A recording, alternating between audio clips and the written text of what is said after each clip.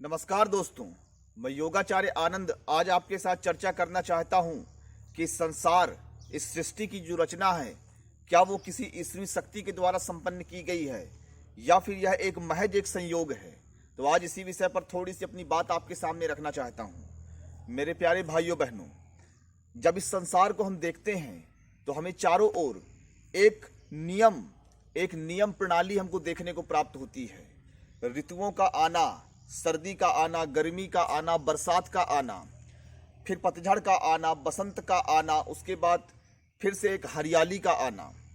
तो यह सारे क्रम, रात और दिन का होना, निश्चित समय पर धरती का अपनी धुरी पर घूमना, सूर्य का चक्कर लगाना, तारों की अपनी स्थिति में रहना, सभी ग्रह नक्षत्र एक पूरे नियम से बंधे हुए कार्य कर रहे हैं।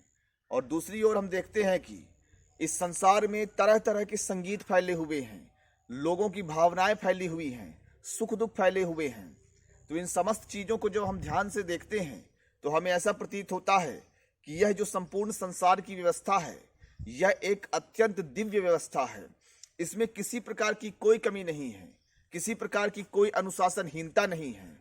तो इससे यह थोड़ा सा आभास होता है कि इस संसार को रचने वाला और इस संसार को व्यवस्थित रखने वाला कोई न कोई शक्ति अवश्य मौजूद है। जैसे हमारे अंदर एक चेतना है और वही चेतना ऐसा प्रतीत होता है कि सिर्फ हमारे भीतर नहीं है, इस ब्रह्मांड के पास भी एक चेतना है, जो चेतना पूरी सृष्टि को संचालित कर रही है। जरा विचार कीजिए, क्या बौद्धिक संपदा सिर्फ इसी दिमाग की उपज हो सकती है या बुद्धि एक ब्रह्मांड में भी व्याप्त हो सकता है। हम संयोग की बात करते हैं। कुछ लोग कहते हैं कि संसार और सृष्टि की रचना जो है वह एक संयोग से हुआ है। तो मैं एक छोटे से संयोग का आपको उदाहरण देता हूं, जरा आप विचार करिएगा कि यह संयोग कितनी बड़ी बात होती है। तो 20 अरब बंदर जब मिलकर 20 अरब कंप्यूटर्स में बैठकर ऐसे ही उसके टाइपराइटर पर टाइपिंग करेंगे और ऐसी स्थिति पर 20 अरब साल तक अगर वो टाइपिंग करते रहे उस कंप्यूटर की कीबोर्ड में, तो हो सकता है कि एकाध बंदर की टाइपिंग संयोग के कारण विलियम शेक्सपियर की एक कविता के रूप में निकलकर सामने आ जाए।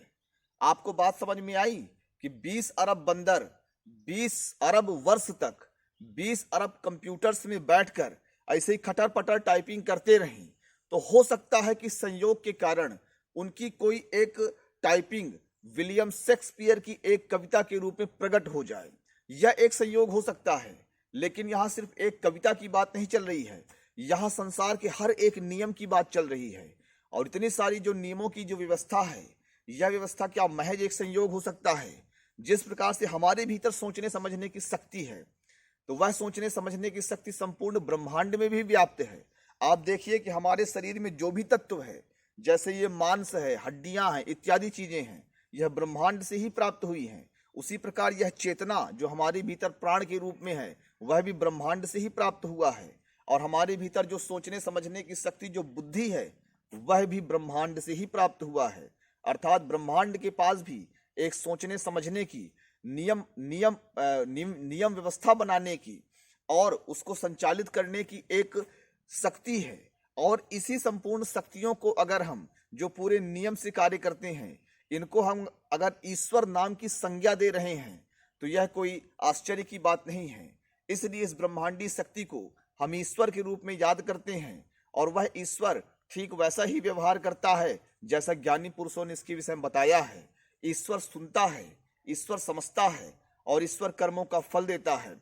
इसलिए संसार की उत्पत्ति के विषय में यह मान के चलना कि यह मात्र एक संयोग है, यह हमारी अपूर्ण सोच का परिणाम है। जबकि यह संसार निश्चित रूप से एक परम शक्ति के द्वारा संचालित हो रही है, जो एक व्यवस्थित तरीके से पूरे विश्व को संचालित कर रही है। मैं आशा करता हूं कि आपका मेरे द्वारा व्यक्त की गई भावना आपको अवश्य समझ में आई होगी। तो ईश्वरीय शक्ति पर विश्वास करना यह हमारे लिए परम कल्याणकारी है। तो योगाचार्य आनंद को दीजिए इजाजत। जय हिंद, जय भारत।